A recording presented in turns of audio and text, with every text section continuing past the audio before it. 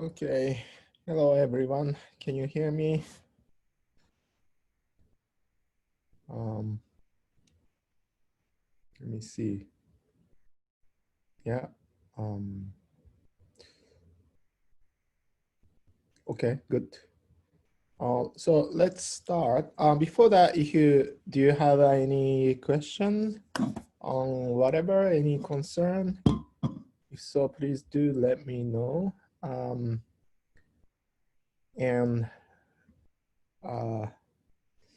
yeah, I am going. See, should we read class notes before doing assignments? Read, yes. Usually that's a good idea, especially the assignment question for the first one. I think there's a summation class notes, which is going to be very helpful, and highly recommend you read for assignments as well as in general before the class. Let me see if I have one. So, okay. So if you go to Canvas, I just make sure I have a student's view. Okay.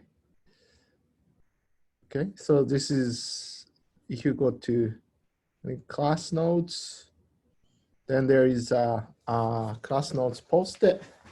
And for assignment one, I highly recommend you to go through this class notes.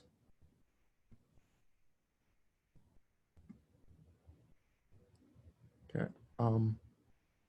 So there's a summation operator notes.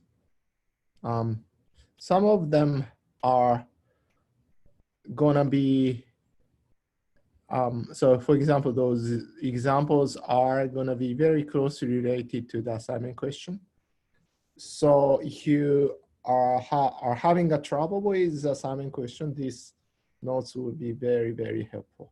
In general, when you read the class notes, you should take your own pen and the paper, or if you have an iPad or any other tablet, that's fine too. But it's important to take your pen and you actually write. Just reading through feels good because it can go quickly.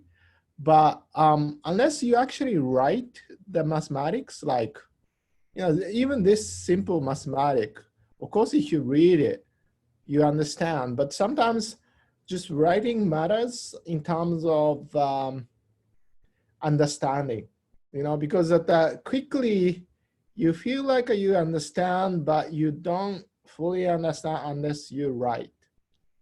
Okay. I highly recommend writing mathematic equations. You don't need to write those English actually. What's important is writing up those equations to make sure you understand, okay? So in this page, I think everything is very, very simple. So maybe you don't feel like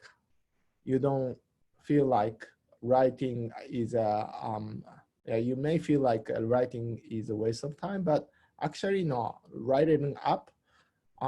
Make it clear what exactly the summation sign is. Also, something like some complicated thing like this, when you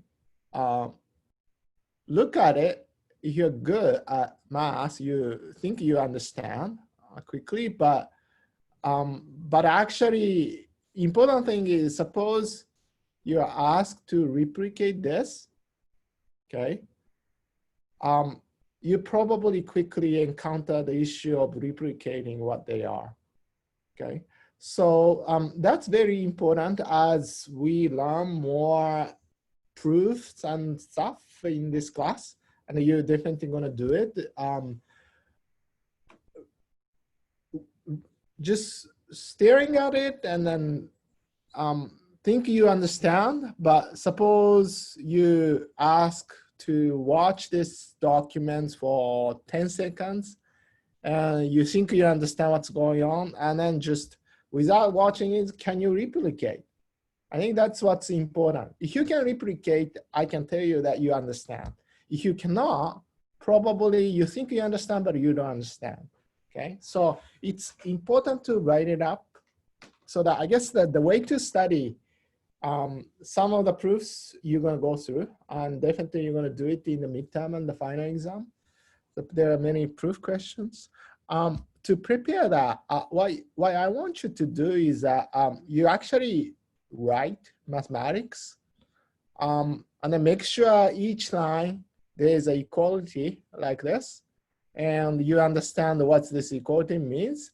And then what's more important is you have to be able to replicate without watching, okay? And then I think you understand, okay? But as soon as you don't watch, you don't see it and try to replicate, you encounter the problem of replicating it because you think you understand, but you don't, okay?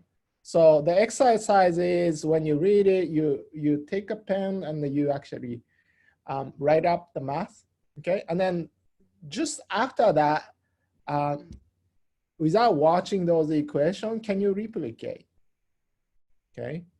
And try that. If you can replicate, that's good. Okay, so that's the way you study. You think it takes time to write up those maths, but it's actually not.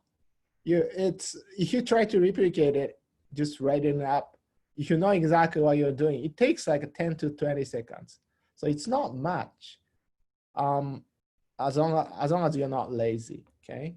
But if you try to replicate without seeing it, it might take 5 minutes because you don't understand, okay? So the same thing goes for the exam questions, which I haven't talked much, but if you go through the past exam and so, you quickly realize that there's a lot of proof questions, which students initially don't like, but many of you actually appreciate afterwards, okay? Will our midterm based on our slides and notes only, or we still have to do some additional question textbook? Those are the things that we're going to talk about a little bit more once we learn more about the proof and stuff. But there's a lot of notes. Yeah, I guess this year is particularly difficult. Yeah, I had to think about how to do this. I had to come up with a new questions about the proof question, but the proof is a big part of the midterm exam as well as final exam. So you started learn how to do it. Okay. Do the other class notes also refer to future assignments? Yeah, other notes, definitely you should read other notes. That's the class slides are not enough for this class. It's very important to read the notes with pen and pencil on the paper, and then you refer to it when you do assignments. And then you can find many examples that is very closely related to the assignment questions. Okay, and the same for studying for the midterm exam. Okay. All right, enough for this. Okay, let me move back to the. Okay, so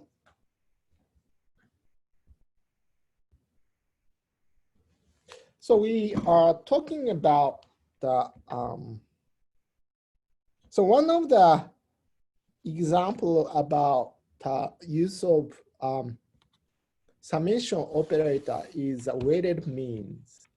Okay, weighted means or weighted means is actually important when you study more advanced statistics and the regression, because many of the say regression analysis involve this type of weighted means. Okay, but here we just introduce a very simple concept of weighted mean. So in the case of the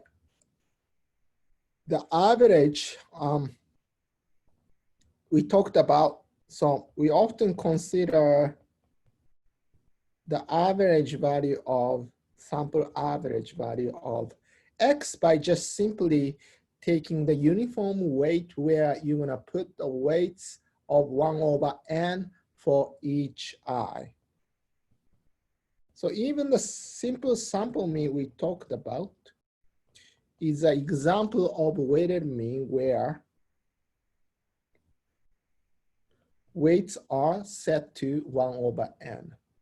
In some other cases, once as you study about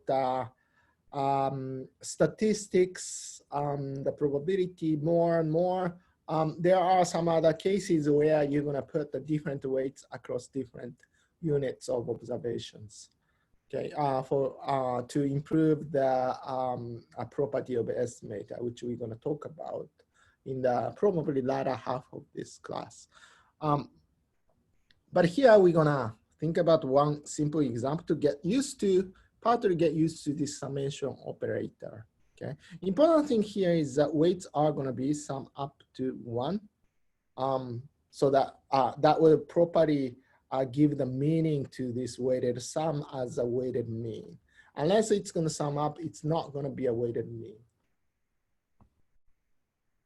Okay, so here's an example. Consider a student with a score of assignment X1, click question. So this guy is very good at assignment because he or she got 100, but doesn't come to class, so that he never have a clicker question done. Well, this is a usual setup. There's in-person classes. We always have a clicker question in class. So if you don't attend, you lose all the clicker points. But here you can still do it, your clicker question online. So you can just look at the recording. But unless you watch the recorded video of the lectures, it's hard to finish to complete the clicker question online, okay? And then that he or she does very good at the midterm, getting 90, and then relax for the final exam, didn't study as much as he or she could, final is 70, okay? So in this case, suppose that, this is the usual weights I apply in the usual year. I think this year, I think put a little bit more weights on the assignment. But a usual year, I got the assignment weights 20%, the clicker 5%, midterm 30%, and the final 45%. And then given this, you can compute the weighted average across 4 different units of the grading, namely assignment, clicker, midterm, final, and then this guy is gonna get the 78.5. Okay, so so what it is? Well, when the final exam has a higher weight, you don't study even after you get a very good score for the midterm exam. You might not get as high of the final grade as you hope. Okay. Right, there are other way to use summation sign. So let's keep going about the other concepts of the statistics. Okay, so next one is sample covariance. Okay, so when I first learned the concept of covariance, it was really puzzling in the sense that, okay, I understand the definition of the covariance, but what does this supposed to mean? Okay, so let me explain.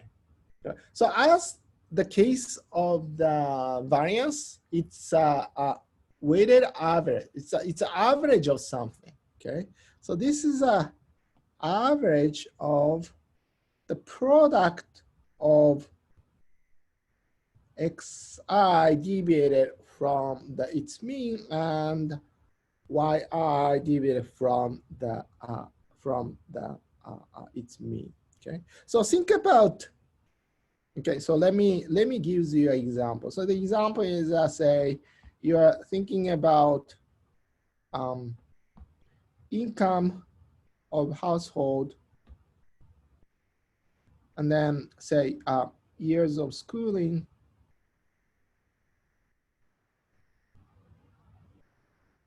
of household I.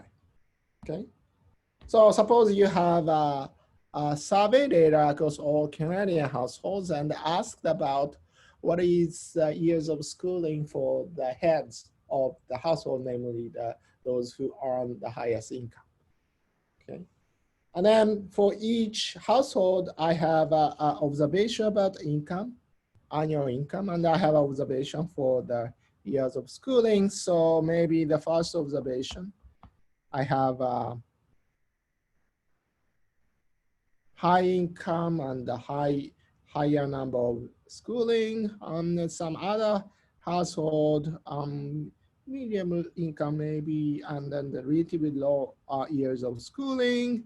Others have a slightly larger number of years of schooling, but the lower income and so on. So you can plot each observations, each household's income at a pair income and pair of income and years of schooling. You keep plotting, okay? And if you look at the empirical data, it's gonna look like that, namely, there appears to be a positive relationship between income and years of schooling, but it's a little scattered around, but nonetheless, there is a positive relationship. Okay, so using this, you'd like to somehow come up with a one single number that gives you whether a two variable in the data set has a positive or negative relationship or not. Okay.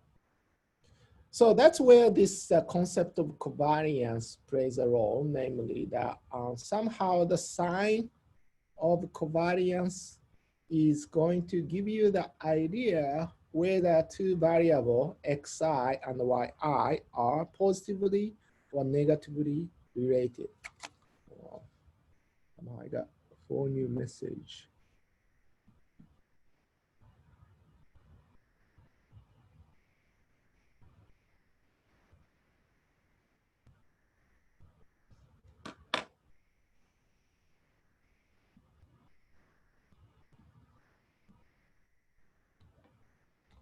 Okay. So in this case, xi is income, or not, actually the other way. Yi is income, years of schooling xi, okay?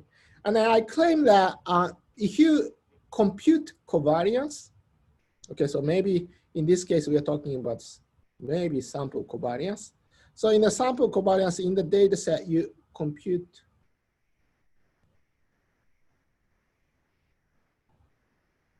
so maybe the average value of xi is here, and then the average value of yi is here.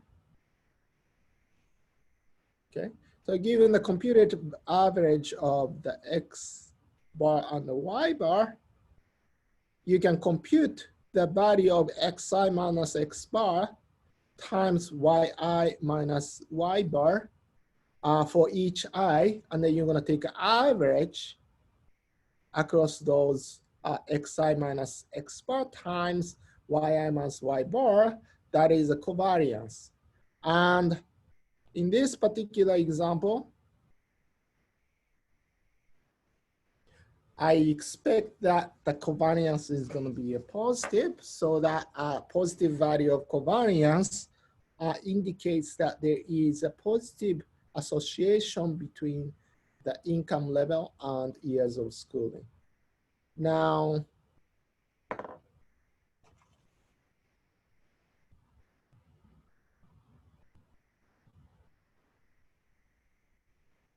okay, now, however, so this is a claim I try to convince you this should be the case, but it's a little puzzling why that is the case. So let me explain.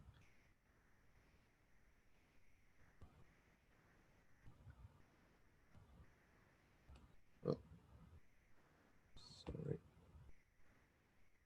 Okay, let me explain how the covariance is related to the positive or negative relationship. Oh, there's one question, which is a correlation versus causation. So here in the data, it is all about correlation. Causation is something very, very important, but hard to establish unless you do randomized experiment. But if you take a much higher level statistic and the probability economics, which you will do soon, you're gonna learn a bit more about the causation. But here we are only talking about the statistical association, which is correlation. Okay. So the covariance we talk about is gonna be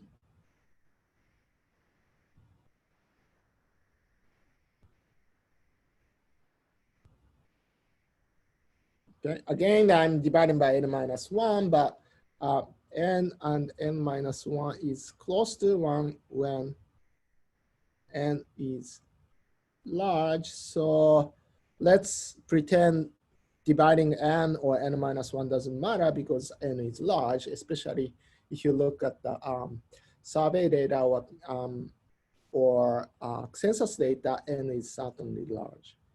Okay. So let me now write up. Now,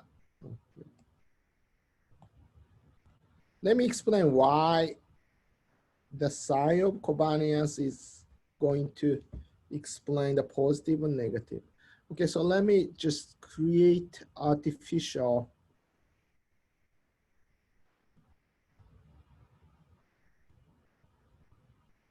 maybe suppose I have a 4 observation. Okay. And then I'm just thinking, yeah, maybe here's xi, yi, and then I'm gonna compute mean. Okay, mean of x is gonna be somewhere around there. And the mean of y is gonna be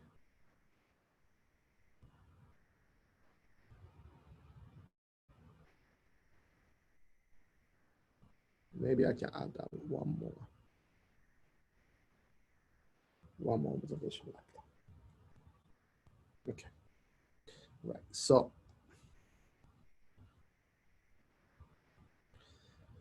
okay, so what is this covariance is doing? Well, let's pick one observation like that. So let's pick this one observation, which is x1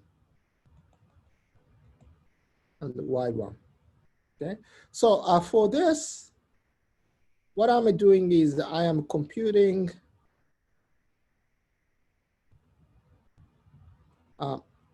y1 minus y bar, xi minus x bar. Okay, so in this case, for this first observation, maybe I should say 1.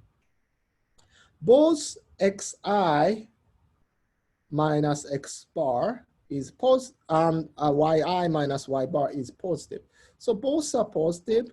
So this means, in this case, x1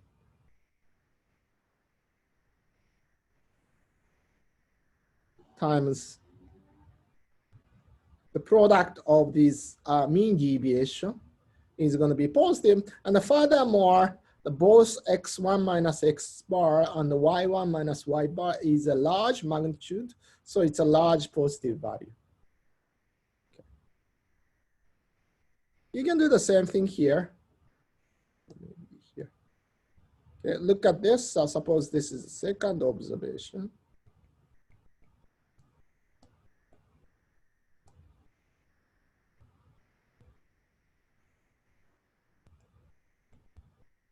Okay. And if you look at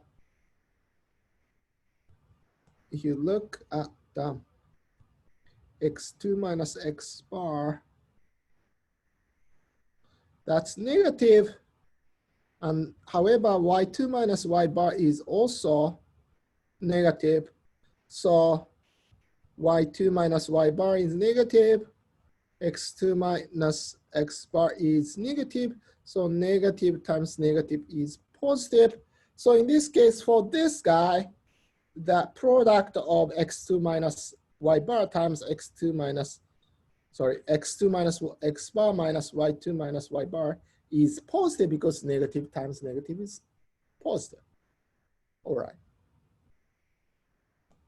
So you see that at least you can add one more thing, that this value, the third value,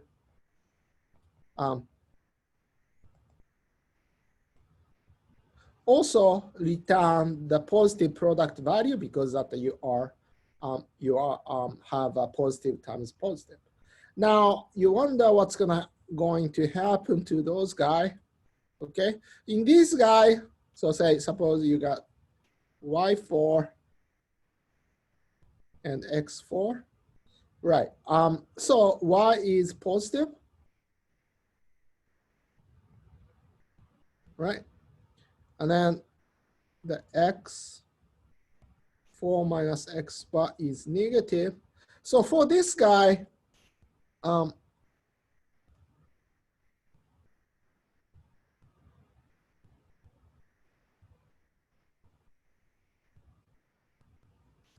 x4 is negative and positive. So for this guy, it's actually returning the negative value. So, well, that actually contradicts to the claim that it's positive, but notes that because this y value is very, very, if you look at it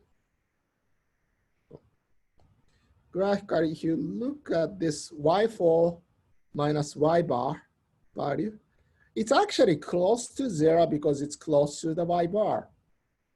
As a result, although it is a negative value, but it's close to 0, okay? So on the other hand, the other values are large positive values, so that in the end, what happened is that if you actually compute the covariance value, there are some observations that returns the negative value, but it's actually close to 0. As a result, so the overall average is going to be returned to 0. So you see that if many of the observations fall into those two regions, then the covariance is going to be taking the positive value, and that's exactly what you are going to expect for the if the relationship between xi and yi are positive.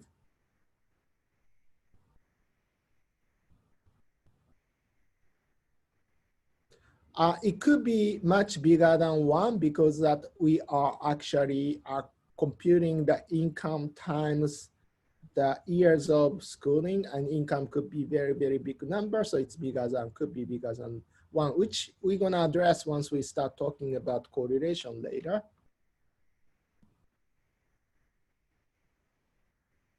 Oh yeah, I made a mistake. So let me fix it.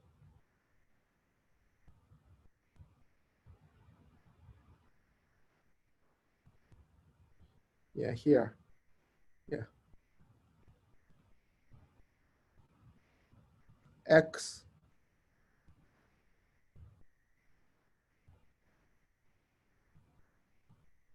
Yeah, X is here. Sorry. What's the max of curve? No, it's not 1.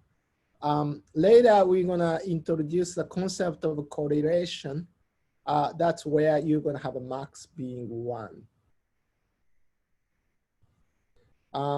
So another question we got is going to be n divided by n minus. It's not exactly equal to 1, but it's close to 1 if n is large. Oh yeah, there's comments. Okay, so hopefully you got the intuitive reason why we compute this covariance to get the information about whether X and Y are positively or negatively related by looking at the sign. Okay. Further to that, there's no implication on the causal effect. Although that you want to claim that if you go to if you spend more time on schooling, you're gonna get the higher income as a causal relationship. You'd like to claim that, and then economists would like to try to see if that's the case or not for many years, and many papers have been written on that. But just plotting doesn't give you the causality. Because, for example, you can make a counter argument that some are very smart and productive might do well in the exam, and in the end that they enjoy studying, and as a result they choose to attend school. So there could be a third factor called IQ, or enjoying study, or making an effort, that leads to the correlation between income and years of schooling and so on. So interpreting covariance, if the covariance is positive, X and Y tend to move in the same direction in the data, and if it's negative, move in the opposite direction, okay? If covariance is equal to 0 and X and Y do not have any statistical association. So we got a question about how to interpret the magnitude. Well, so whenever you try to interpret the magnitude, you try to look at the units, right? So think about the units here. What units do we have for covariance? Well, income is $1, right? So the Y has a dollar sign. Years of schooling is a year, so X has a years. Dollar times year, does it make sense? Well, no. So again, the magnitude of the covariance doesn't have much of the meaning, okay? And that's important. So it's all what matter is a sign, okay? And then you can still later learn that you can statistically test whether sign is positive or not. You can set a hypothesis testing to claim that statistically with high probability sign should be positive, so that there's a positive association, okay? However, the magnitude itself doesn't give you anything about what's the information about how strongly or weakly these two are associated with. That's where we have to think about so-called coefficient of correlation, where you are trying to normalize that to get the strengths of relative strengths of linear relationship between X and Y. Okay, so what we're going to do here is we're going to divide by the standard error of X and the standard error of Y. Okay. So remember, so covariance, so that this is something we have studied before.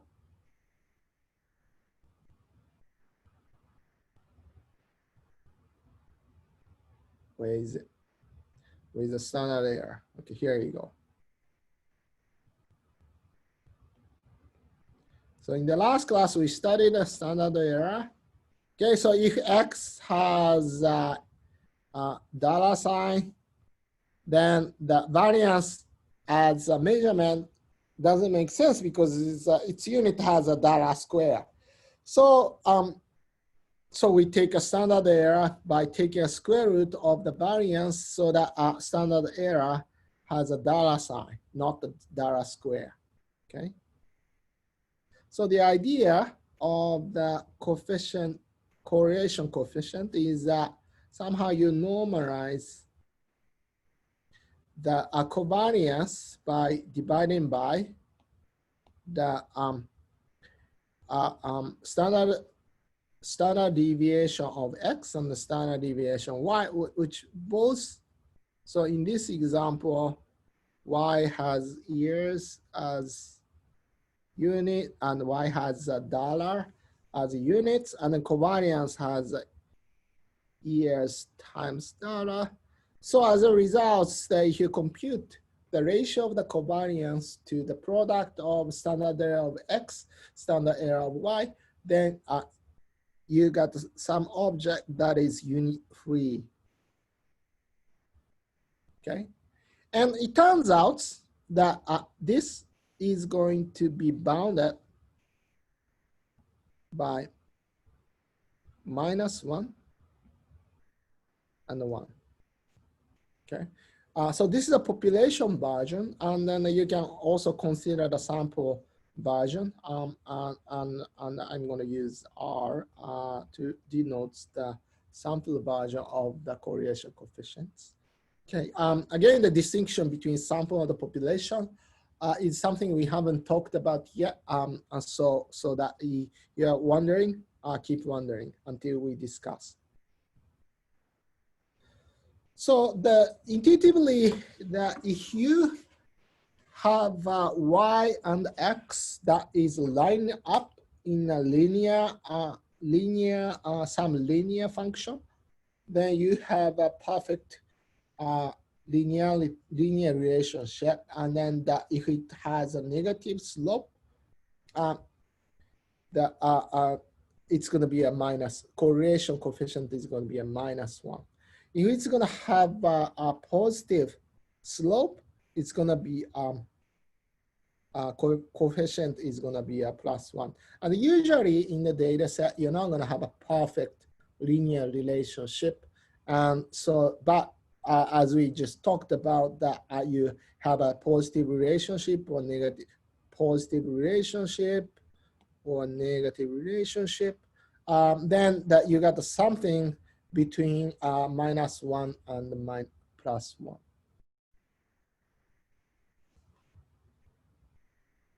Yeah, covariance is not unit-free, as we discussed, because if you look at how you compute the covariance, you got the product of the two units. One unit is for X1 and the other unit is Y. Okay, so covariance is unit-free, but if you divide it by the standard error of each of those, then the unit is canceled. One thing I have to emphasize here is that two things I'd like to emphasize. Correlation coefficient is, it's about a linear relationship, okay? So maybe I should give you the picture. So say suppose, okay, so let me give you an example. So if you look at the cross-country data about the initial GDP per capita, let's say, so at t equals 0, so maybe it's 0. And then you're gonna look at the growth rate.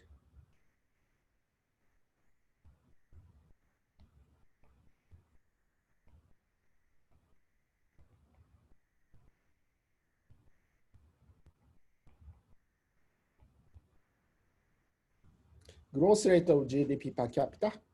Okay, so this is a very hotly debated economic topic over years about how growth rate of GDP per capita is different across country depending on country's characteristic. And then that some people are saying, okay, so there is actually a converging to the higher GDP per capita. So because that the initially low GDP per capita country tend to have a high growth rate, okay?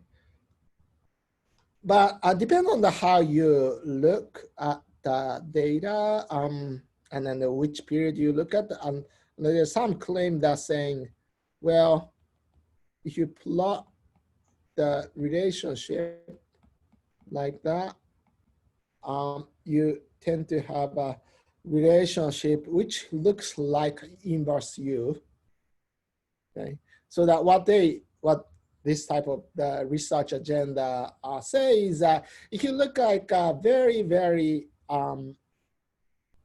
least developed country, like some country in the Africa, or some country in island in Pacific, they tend to have a very low GDP per capita initially, but even after 20 years, 30 years, they still have a low GDP per capita because that growth rate is low. So you might think this is like some African country, but if you look at some middle,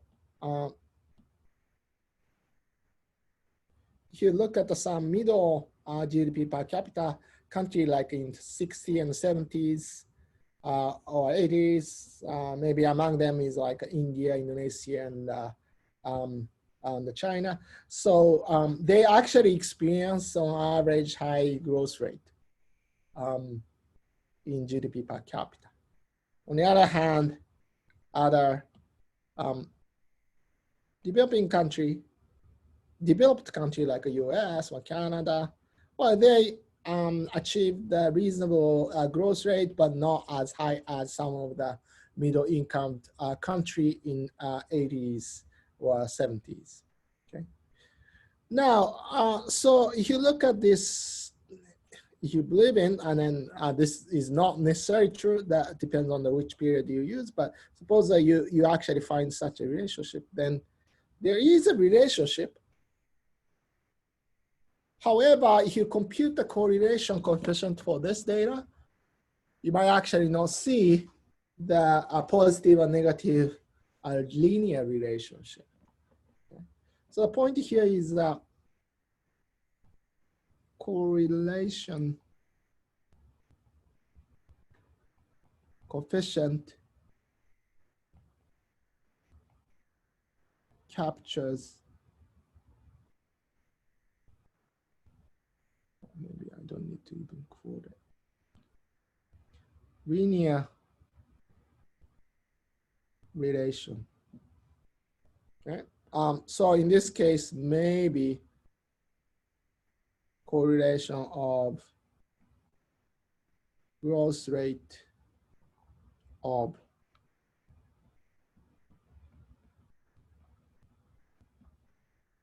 and initial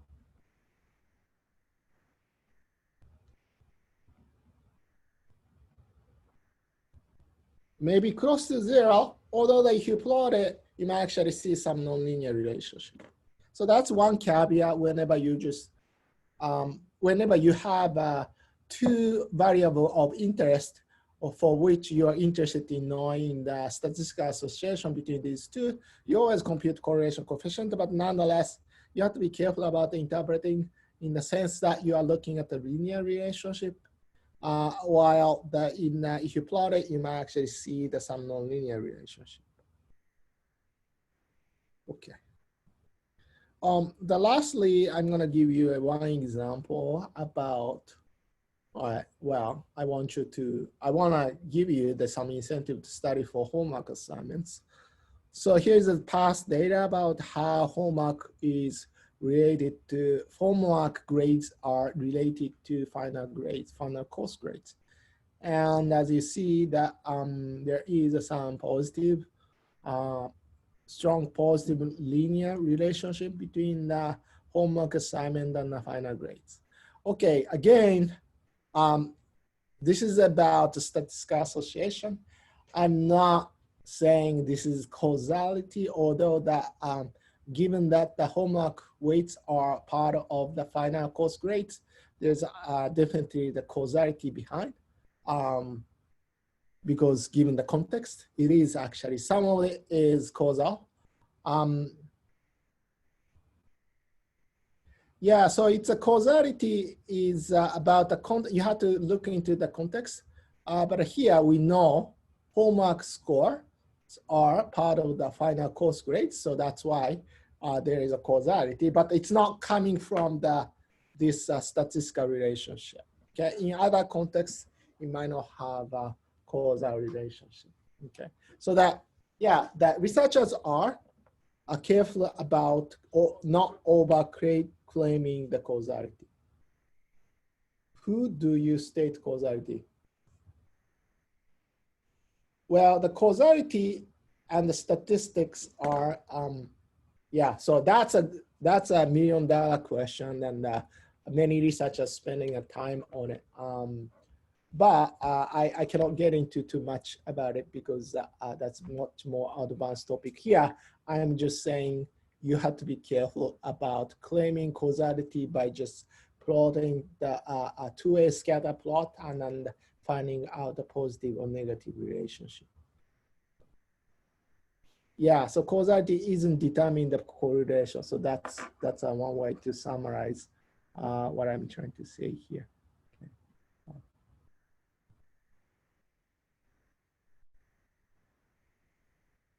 Yeah, so there are other factors, right? Someone who, you can actually do the same thing for the, yeah, okay, but yeah, let me stop here because I don't want to get into the causality versus correlation here. Other than I want to say correlation doesn't mean causation.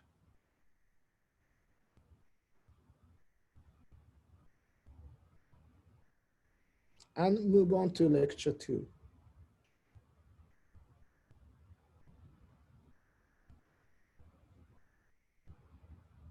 So that, I mean, maybe I can say one more thing again.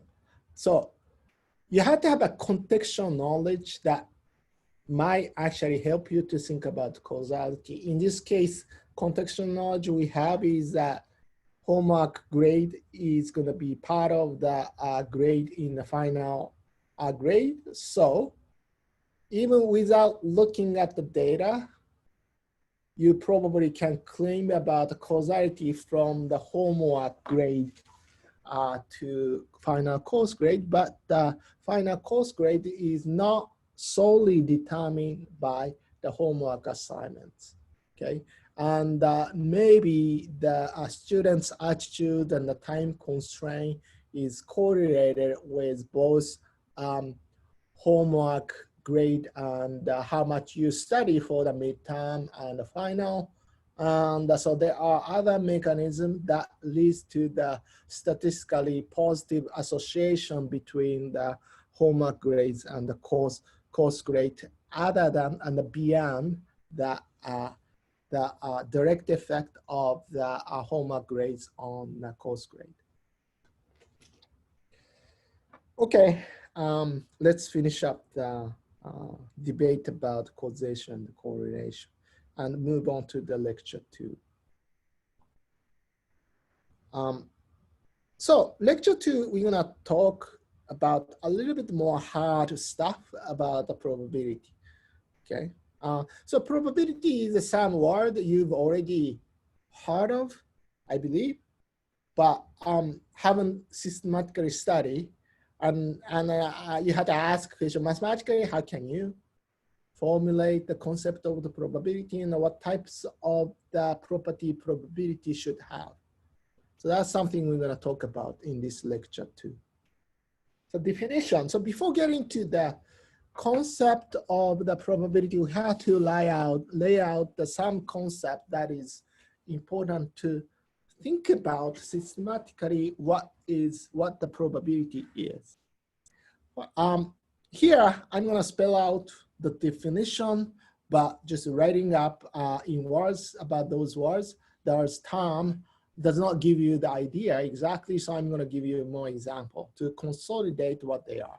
So let me state it first, and then later we're going to come back with the example what they are. So random experiment is a process leading to an uncertain outcome.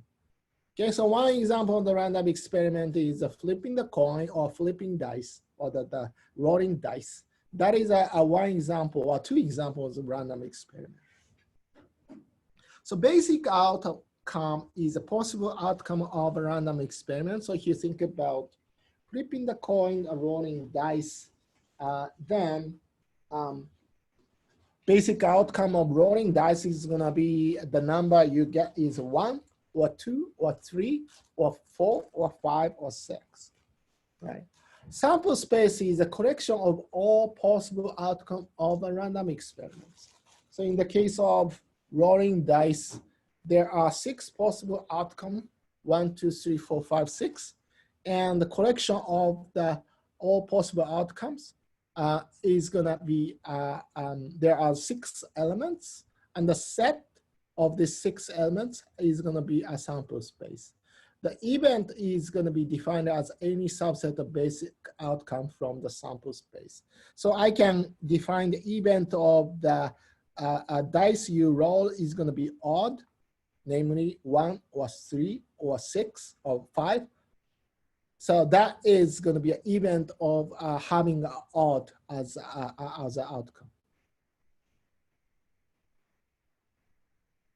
Well, it's better to go to the example. I'm just going to repeat what I just said with a slide. So think about rolling dice. Okay. Let me see. I haven't tried this, but could I use the camera?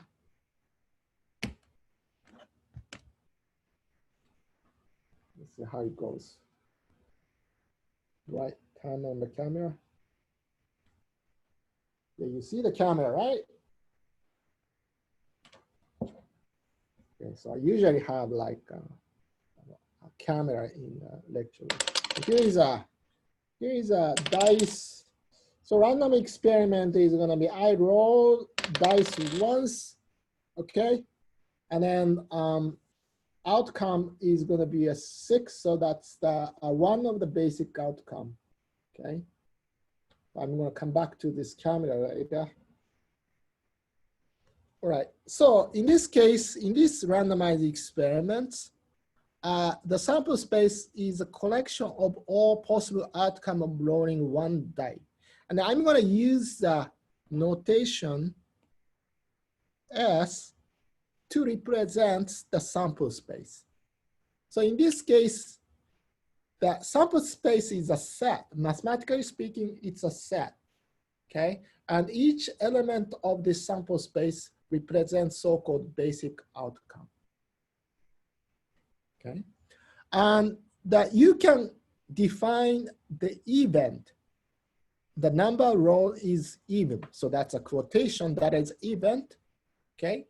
You can define the other event, B, a number roll is at least 4, okay? So that you can mathematically define the event in this case, A being 2, 4, 6 as a set.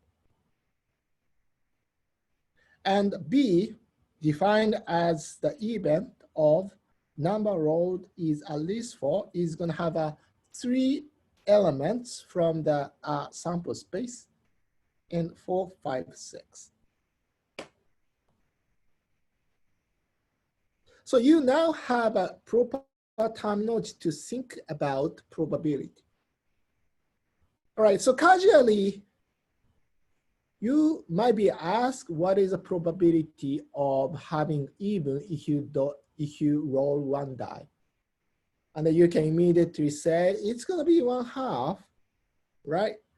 Because, well, there's an equal probability of having one of those 6 numbers. And then there's 3 elements in even number in the sample space of 1, 2, 3, 4, 5, 6. And so 3 divided by 6 is 1/2. So if you ask what is the probability of number rolled is even, your answer will be 1/2. Similarly, you can ask the probability of the event, number rolled is at least 4, then your answer will be 1/2 because there are 3 possible outcomes, 4, 5, 6, out of the 6 possible outcome, 1, 2, 3, 4, 5, 6. So 3 divided by 6 is going to be 1/2. So the answer is 1/2, okay? So that's how you want to casually think about probability, but now you have a little bit more formal way to think about probability, because now you have a sample space, and then now with equal weight of the probability of happening for each outcome. And then there are 3 elements in a set of the number road is even. So the 3 out of 6 with equal probability, that gives you 1/2. You can think about a little bit more complicated sample space like this. Okay? What is sample space of rolling 2 dice? Okay, so think about it and answer. In your chat box, you can also later try to answer it in a quicker question.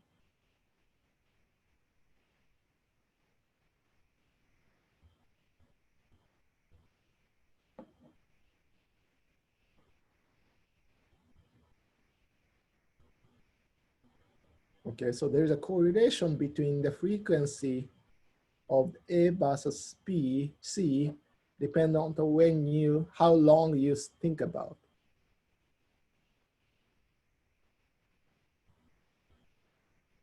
Yeah, so there's one good comment in chat box. Okay, so this is really that depending on how you're gonna think about sample space and the random experiment. So let's get back to the camera. So as one of the chat comment said, Janan was talking about, it depends on how you're gonna roll dice. Okay, if I roll dice, do I have the dice somewhere? Yeah, if I roll dice, well, actually I wanna do that a little bit differently. Okay, so I wanna actually make it easier, my claim. Okay, I happen to have 2 dice, right? So I'm gonna just do this. Okay, so 1, 5, that is a 1 possible outcome. And the next one, I'm gonna do this, and I got 5, 5, okay? For this type of random experiments, okay, for this type of random experiments, sample space would be, I just want to make sure.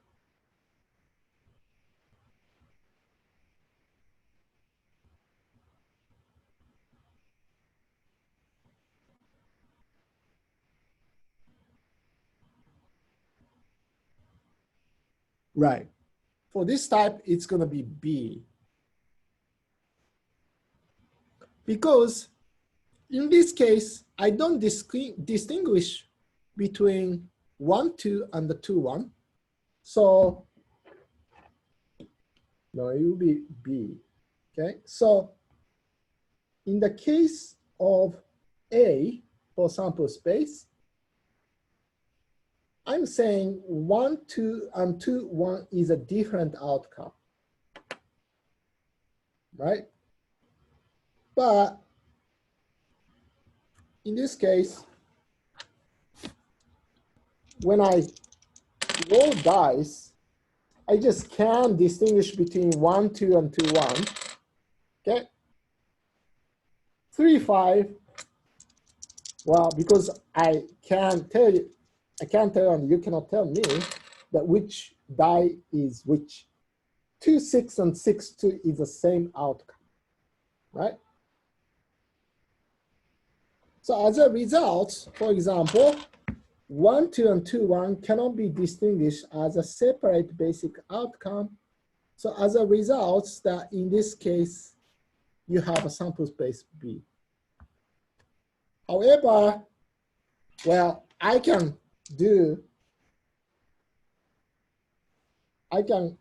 what, flip?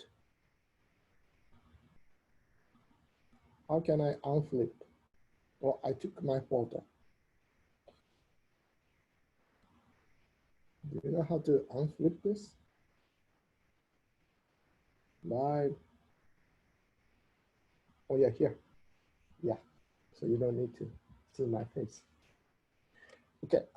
I can do one by one. Like I just do one ordered way. So first I know 4, and then second one 3. So if I do one by one, then I can say 4, 3. Okay. Maybe another time I might get 3 and 4. So these two are different outcomes. Actually, I have an easier example.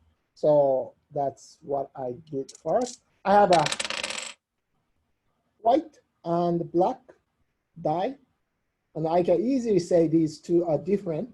So the 1, 4 is different from 4, 1, depends on the which number I get on white versus blue. Right. So as usual, this is like a tricky questions. And then, I mean, I would say that A, B, C all correct in some sense. But if you think hard and then have to pick one, you're going to pick C.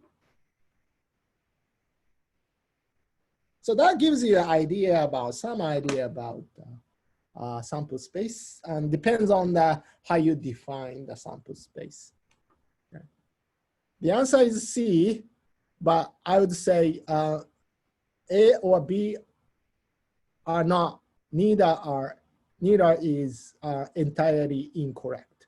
Okay, but if you have to pick in exam, I recommend you to pick C.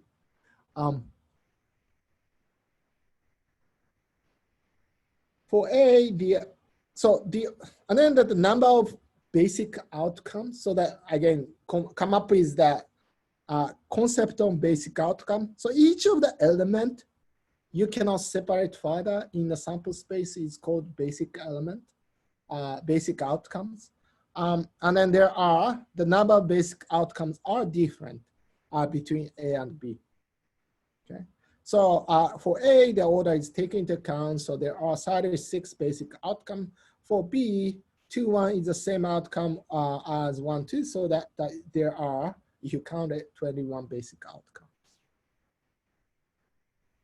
All right, so sample space for A can be visually expressed like this.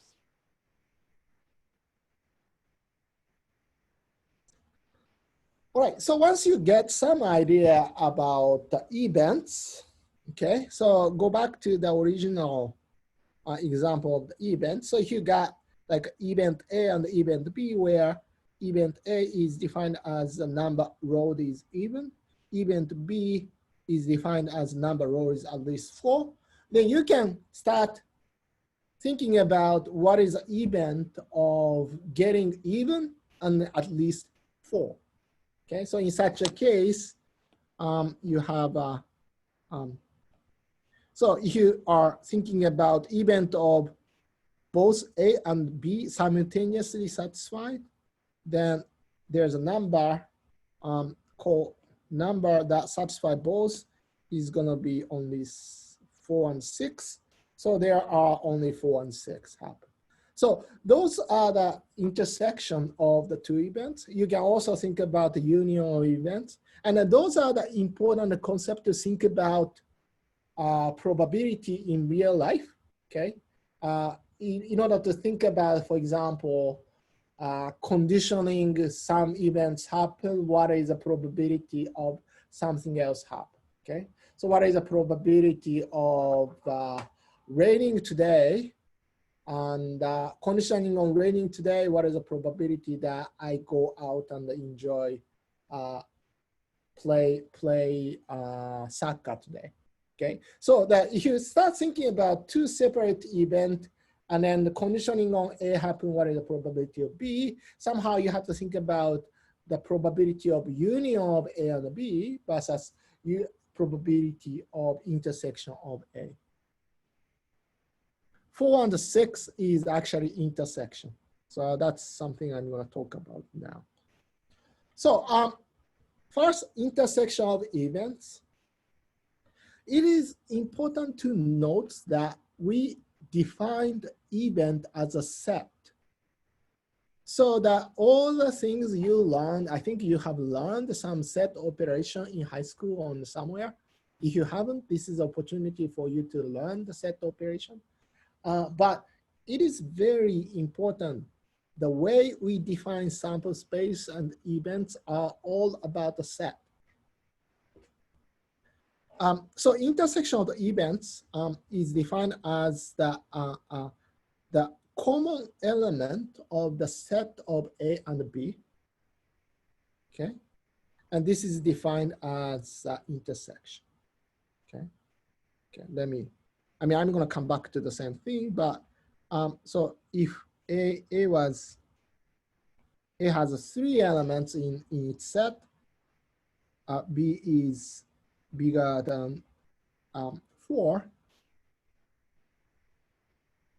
okay?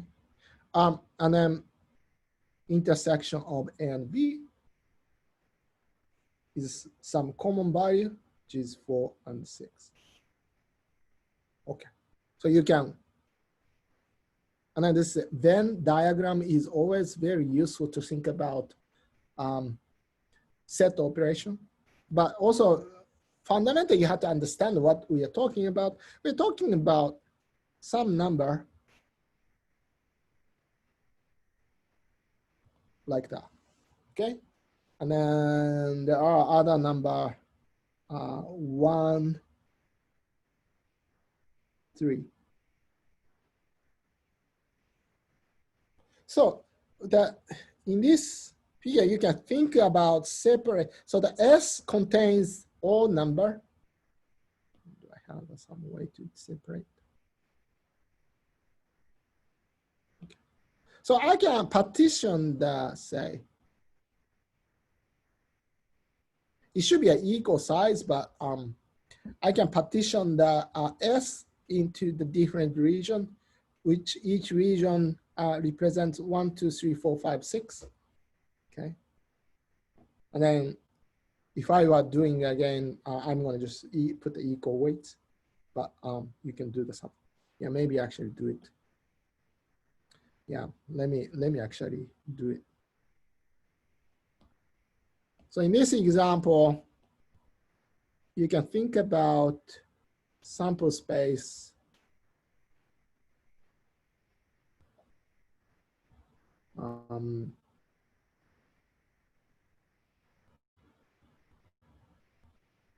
one, 2, 3, 4, 5, 6. All right, and now I can define the set A. Oh, let me.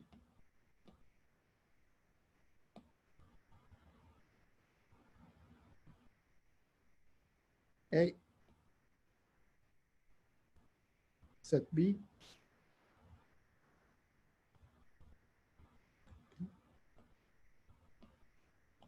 And then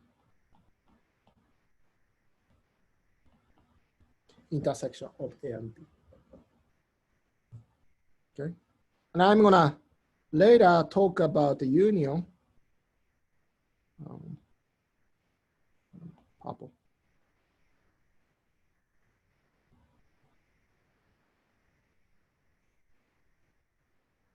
Then you can talk about the union being the all the possible element that is going to be in the A or B, which is 2, 4, 5, 6.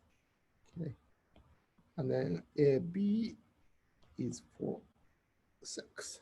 Okay, so this is a very elementary example of the set intersection and the union. Union I haven't talked about, but here is a union. So union is going to be just the entire area that is going to include either A or B. Okay, And then the complement of an event A is a set of all basic outcomes in the sample space that do not belong to A. Well, so whenever you learn those new concepts, what you want to do is that you want to come up with a concrete example. So again, 1, 2, 3, 4, 5, 6. And then you have A. So A is 4, 5, 6. Okay, and then I had to complement of A. Well, where's the complement of A?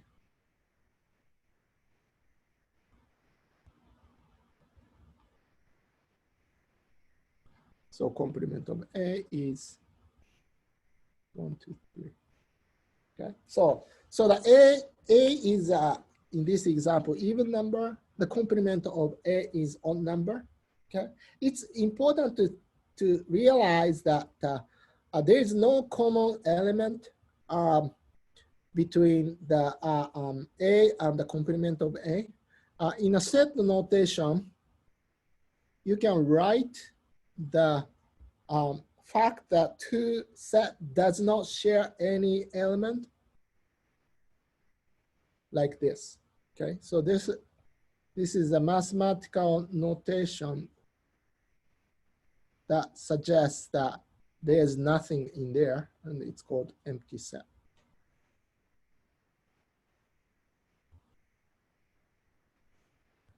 Okay.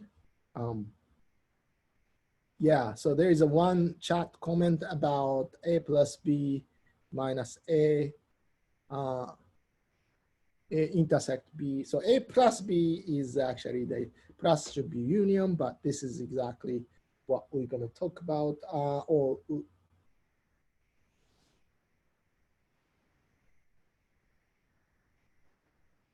Okay, so there are different property of set operations. Okay, so commutative means that you can just the order of doing a set operation, either intersect or union, doesn't matter. Okay, so associative means that again, it's similar to the order, but that you first take a union between A and B, and then after that, you're going to take a union C. That's going to be equal to the first you're going to take a union BC and then take a union of A. Okay, which is once you start doing this Venn diagram, it's very, very obvious. Okay.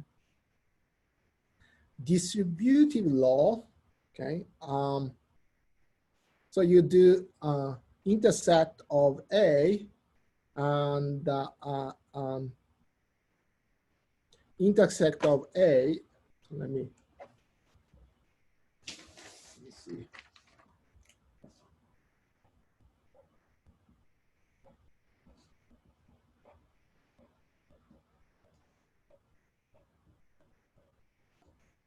This type of things you have to actually try it with Venn diagram. Okay.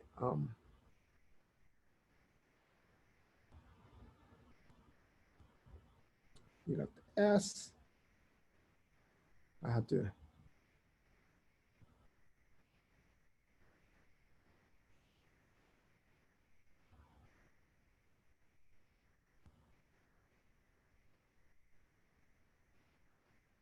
make it, maybe I like to make it a little bigger.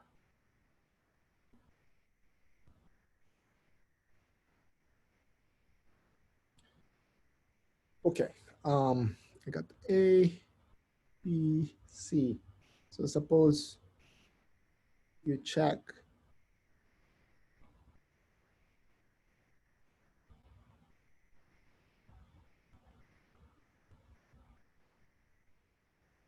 how am I gonna do? Well, I first have to find out what exactly the left-hand side of it is. Okay, so let's do that. Right, so I am going to first look at the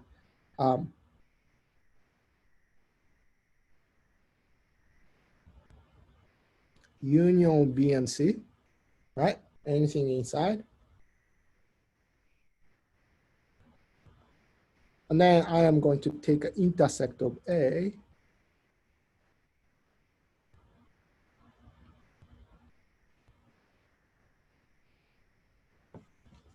So this is an area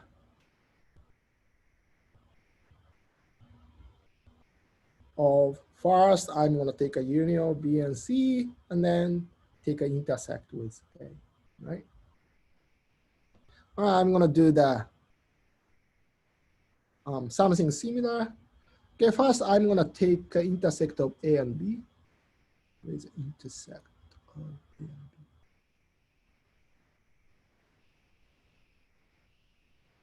Sorry.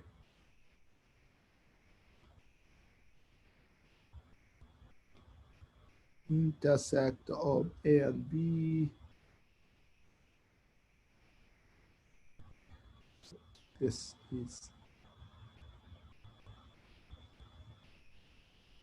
okay. And then I'm going to take an intersect of A and C.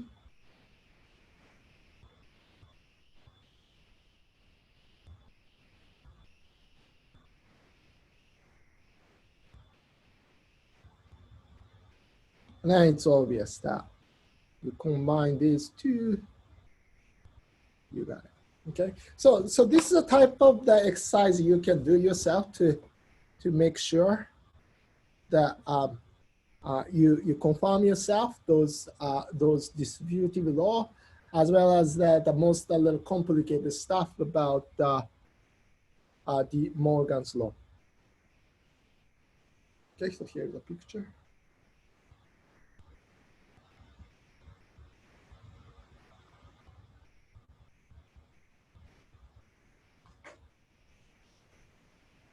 So there's a one question about, can we just use those formula directly when doing our assignment? So as long as the question does not ask you to prove those formula, or just to confirm those formula by using some concrete example, I think you can use it, but you don't need to prove usually formula.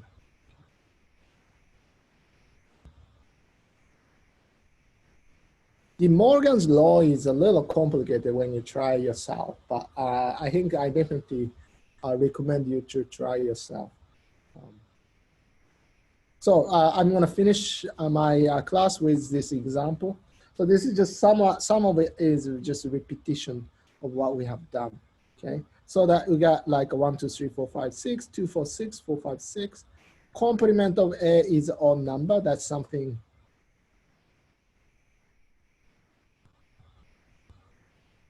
So this is something we have done. So even number complement is odd number. So any number that is bigger than 4 is B. Complement anything smaller than C, 3 included. Intersection we have done for 6. You can do that. You can do that one by one, and it's nothing complicated. You compare the A complement B. The common number is 5. Okay. So union of the A and B, you just look at it and then look at what elements they have is going to be 2, 4, 5, 6. Okay. Yeah. So yeah, those are the, for you guys, it's very important, very easy for this stuff. I guess I'm going to finish here.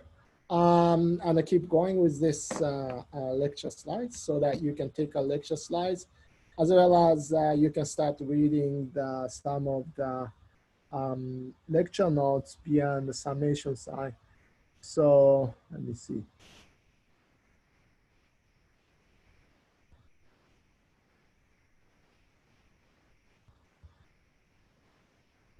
So if you go to, so there's like a note on probability.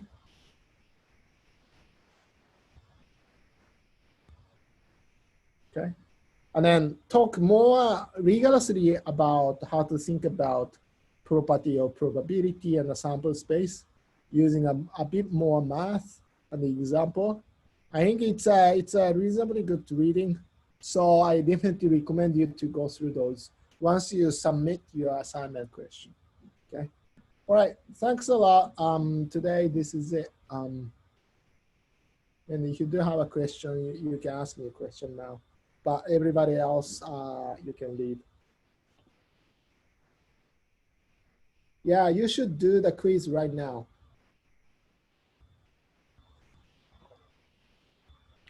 There's no formal due dates for quiz. If I set up the due dates, I'll let you know.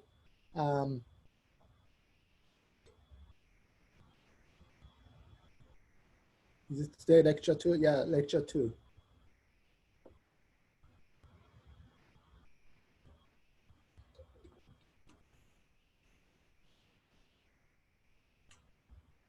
All right, thanks everybody. You too. Yeah, quiz mean I clicker.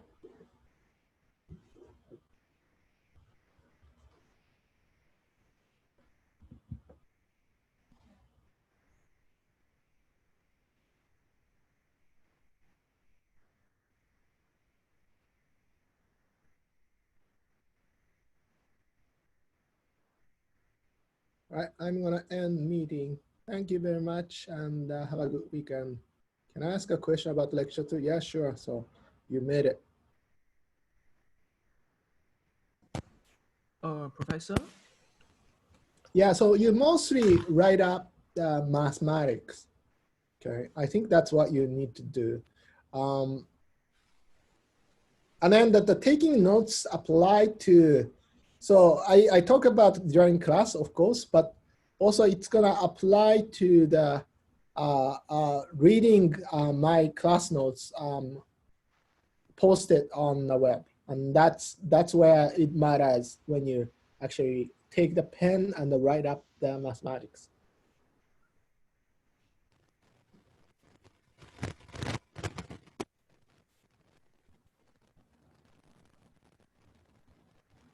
Janan, do you have a question? If you saw that, you just unmute yourself and ask me. Yeah. I'd like to talk about the sample covariance. Oh, sorry, I can't hear you. Oh, I see. Maybe I was, yeah, can you speak up a little bit? Can you hear me? Yeah, now. Yeah, I'd like to talk about a question about the sample covariance. The definition is it measures the strengthening of the linear relationship between two variables. So does it mean just we talk about its strength or it's weak? And I mean, the purpose of talking the sample covariance? I'm a little bit confused about that.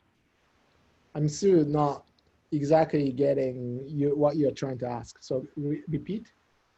Yeah, I mean, what's the purpose of talking about the sample covariance?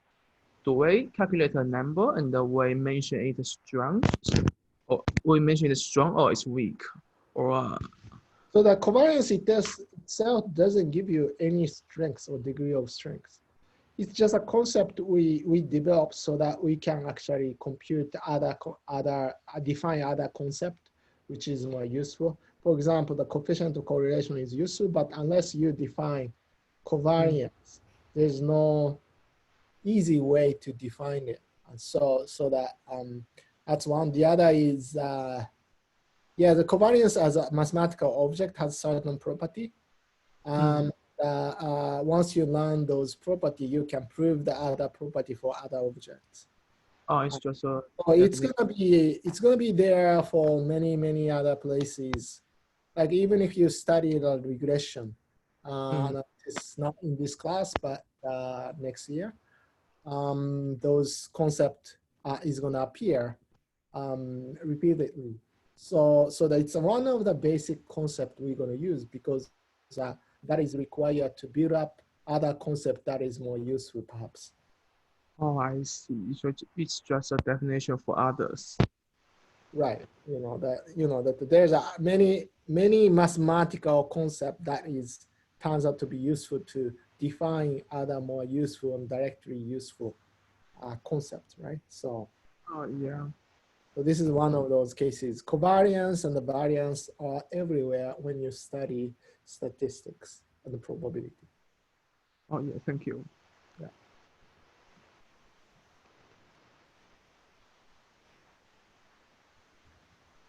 Okay, nobody else has a question. Have a good weekend. And when I Yes, end meeting, bye. bye.